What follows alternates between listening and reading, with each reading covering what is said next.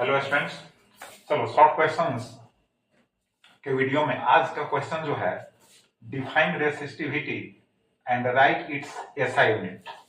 Question number 14 है। तो देखो, रेसिस्टेंस इज इक्वल टू होता है रो एल अपॉन ए।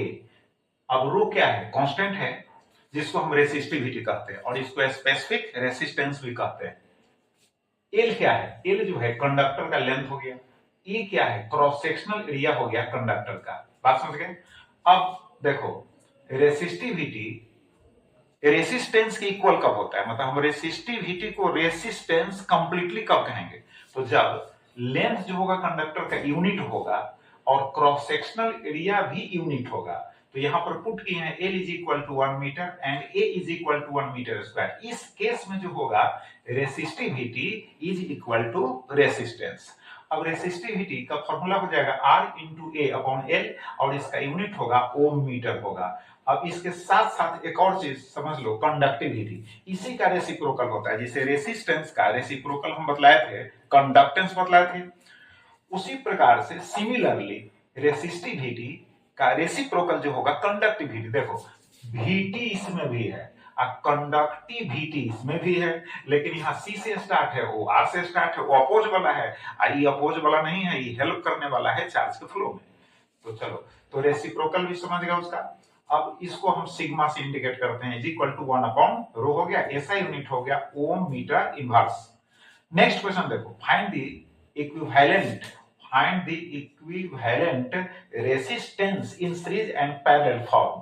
तो सीरीज एंड पैरेलल फॉर्म में जो इक्विवेलेंट रेसिस्टेंस है, जिसको हिंदी में समतुल्य प्रतिरोध कहते हैं, उसका मान ज्ञात करना है। तो सबसे पहले हम सीरीज कॉम्बिनेशन देख रहे हैं। देखो, यहां हो गया बैटरी, पोटेंशियल डिफरेंस कितना सप्लाई दिया V। अब ये डिस्ट्रीब्यूट हो जाएगा, E कितना यूज करेगा V1, A कितना यूज करेगा V2। इस तरह से जो है इसका यूज होगा जितने भी रेजिस्टर्स लगे हुए हैं सीरीज में। अब देखो, तो V इज इक्वल टू कितना होगा? From the figure V1 plus V2 plus so on हो जाएगा। As we know that from Ohm's law V is equal to I into R। तो यहां पर हम क्या करेंगे? अब यहां पर हम क्या करेंगे? I इंटू RS लिख देंगे, क्योंकि RS जो होगा इक्विवेलेंट रेसिस्टेंस होगा ऑन LHS। अब यहां लिखेंगे I तो सेम ही होगा, सीरीज में करंट तो सेम ही होगा यार। तो IR1 plus IR2 plus so on हो गया। I यहां से कॉमन लेंगे, I से कैंसिल हो जाएगा। तो we have got here RS is equal to R1 plus R2 plus R3 plus so on. तो ये हो गया सीरीज कॉम्बिनेशन। अब देखो, इसी का सेकंड पार्ट जो है पैरेलल फॉर्म है। पैरेलल फॉर्म में देख रहे हो कॉम्बिनेशन यहां दिखाया गया है। इसमें बैटरी जो है पोटेंशियल डिफरेंस कितना प्रोवाइड कर रहा है? V। तो जितने भी रेजिस्टर लगे हुए हैं पैरेलल फॉर्म में, सबके दोनों एंड्स के अक्रॉस जो होगा पोटेंशियल डिफरेंस सेम होगा। तो पोटेंशियल डिफरेंस तो सेम हो गया, तो करंट डिस्ट्रीब्यूट होगा। लेकिन इसमें करंट डिस्ट्रीब्यूट होगा, इसमें इस पाथ में होगा I1, इस पाथ में होगा I2, इसी तरह से है ना डिस्ट्रीब्यूट होगा। तो यहां पर हमने लिखा I is equal to I1 plus I2 plus so on. अब फ्रॉम ओम्स लॉ हम जानते ही हैं कि V is equal to I into R। तो I का जो वैल्यू होगा V अपॉन होगा R, लेकिन हम लिखेंगे ऑन LHS तो V बाई RP लिख देंगे, क्योंकि RP जो होगा इक्विवेलेंट रेसिस्टेंस होगा in parallel combination, in parallel form. अब देखो, यहां पर V कॉमन ले लेंगे तो V कैंसिल आउट हो जाएगा। अब हमें क्या मिलेगा? 1 upon RP is equal to 1 by R1 plus होगा 1 by R2 plus so on. बात समझ गए? तो देखो, ऐसा है कि हम लोग कैपेसिटर्स के केस में सीरीज में जो देखे थे 1 by CS is equal to 1 by C1 plus 1 by C2 plus so on, और पैरेलल में CP is equal to C1 plus C2। Just दोनों का रेसिप्रोकल हमको रेसिस्टेंस के कॉम्बिनेशन में मिल रहा है सीरीज एंड पैरेलल फॉर्म में, राइट। अब नेक्स्ट क्वेश्चन देखो, यहां पर है define drift velocity and establish the relation between current and drift velocity. हम शॉर्ट फॉर्म लिख दिया उसका, VD मतलब है ना ड्रिफ्ट वेलोसिटी। देखो, जब इलेक्ट्रिक फील्ड, सपोज करो एक कंडक्टर है, अब इसके दोनों इंड्स के अक्रॉस अगर हम बैटरी ऐड करते हैं, इसका मतलब है कि बैटरी जो है इलेक्ट्रिक फील्ड प्रोवाइड करता है। तो इलेक्ट्रिक फील्ड जब प्रोड्यूस करेगा तो पॉजिटिव, बैटरी का जो पॉजिटिव टर्मिनल है उधर से निगेटिव टर्मिनल की ओर इलेक्ट्रॉन, जो फ्री इलेक्ट्रॉन होगा, फ्री इलेक्ट्रॉन जो होगा निगेटिव टर्मिनल से पॉजिटिव टर्मिनल की ओर फ्लो होगा। तो ड्रिफ्ट वेलोसिटी का मतलब है the average velocity of an electron. एकदम सिंपल फॉर्म, शॉर्ट फॉर्म बतला रहे हैं। the average velocity of an electron in the direction opposite to the applied electric field in a conductor is called drift velocity. It is denoted by Vd. अब vector form में होगा तो यहाँ पर हम लिखे हैं vector Vd is equal to minus E, small E है, अब वेक्टर कैपिटल ई है, टाउ बाय एम है।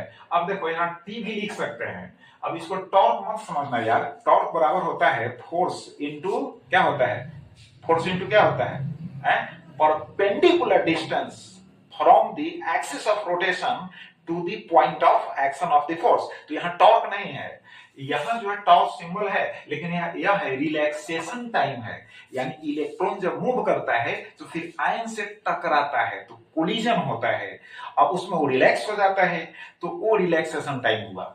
अब देखो इसका मैग्नीट्यूड कितना होगा, Vd is equal to e tau by m होगा। अब समझ लो यहाँ ई क्या है, स्मॉल ई इलेक्ट्रॉन के चार्ज का मैग्नीट्यूड हो गया, कैपिटल ई जो है इलेक्ट्रिक फील्ड जो अप्लाइड है उसका मैग्नीट्यूड है, ये रिलैक्सेशन टाइम हो गया, एम इलेक्ट्रॉन का मास हो गया।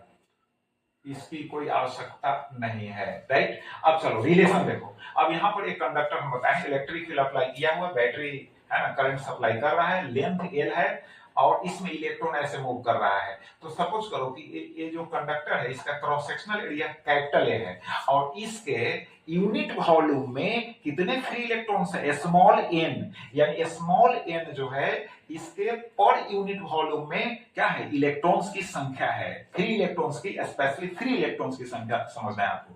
तो देखो हम टोटल चार्ज निकालेंगे तो डायरेक्ट लिख दिए हैं Q is equal to n into A into L. अब ए इंटू एल क्या होगा, इस कंडक्टर का वॉल्यूम होगा, ये हो गया पर यूनिट वॉल्यूम में इलेक्ट्रॉन्स की संख्या, यानी फ्री इलेक्ट्रॉन्स की संख्या समझना है। तो इसे वॉल्यूम से मल्टीप्लाई कर देंगे तो total free electrons find out हो जाएगा, और एक इलेक्ट्रॉन पर चार्ज का मैग्नीट्यूड स्मॉल ही होता है जिसका value 1.6 into 10 to the power minus 19 coulomb होता है, उससे मल्टीप्लाई कर देंगे तो टोटल फ्री इलेक्ट्रॉन्स का चार्ज फाइंड आउट हो जाएगा।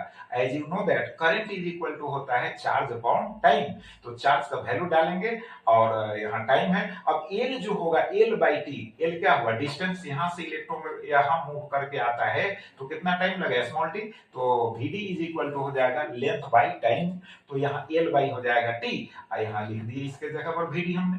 तो अब हमें फॉर्मूला क्या मिला, I is equal to n e A Vd मिला। Vd जो है एक्चुअली ड्रिफ्ट वेलोसिटी का मैग्नीट्यूड यहाँ है, राइट। अब चलो, अब इस रिलेशन से हम एक और चीज सीख सकते हैं कि ओम्स लॉ को अगर डिड्यूस करने के लिए क्वेश्चन में पूछता है तो ड्रिफ्ट वेलोसिटी का मैग्नीट्यूड का जो रियल फॉर्मूला है उसका वैल्यू आप रख सकते हैं, तो ओम्स लॉ भी आप डिड्यूस कर सकते हैं, V is proportional to I। बात समझ गए। अब नेक्स्ट क्वेश्चन देखो, define thermistor and super conductivity. तो देखो ये भी अच्छा क्वेश्चन है। थर्मिस्टर समझो, it is a highly temperature dependent resistor है, हाईली टेम्परेचर डिपेंडेंट यानी टेम्परेचर पर डिपेंड करने वाला रेजिस्टर है, made up of semiconductor materials, यानी अर्धचालक सेमीकंडक्टर का जनरली बना होता है। यूजेस क्या है, एक प्रोटेक्टिव डिवाइस के रूप में, प्रोटेक्टिव सर्किट के रूप में ट्रांसफार्मर में, मोटर्स में एंड जनरेटर्स में यूज किए जाते हैं। अब इसका second part, the property of a metal और अलॉय और oxide shows almost zero resistance at very low temperature is called तो मास्टर हुआ, is called superconductivity। देखो प्रॉपर्टी है, यानी ऑक्साइड है या अलॉय है या मेटल है, अगर ऑलमोस्ट जीरो यानी जीरो रेसिस्टेंस हो जाता है, बात समझ गए, ऑलमोस्ट जीरो है ना resistance at very low temperature, low temperature पर रेसिस्टेंस उसका जीरो हो जाता है। जैसे एग्जांपल में मरकरी जो होता है 4.2 केल्विन के बिलो जब आता है उसका टेम्परेचर तो रेसिस्टेंस उसका ऑलमोस्ट जीरो हो जाता है। तो इस फेनोमेनन को, इस प्रॉपर्टी को, इस नेचर को हम कहेंगे, क्या कहेंगे, सुपर कंडक्टिविटी। अब नेक्स्ट देखो, describe joules law of heating effect है।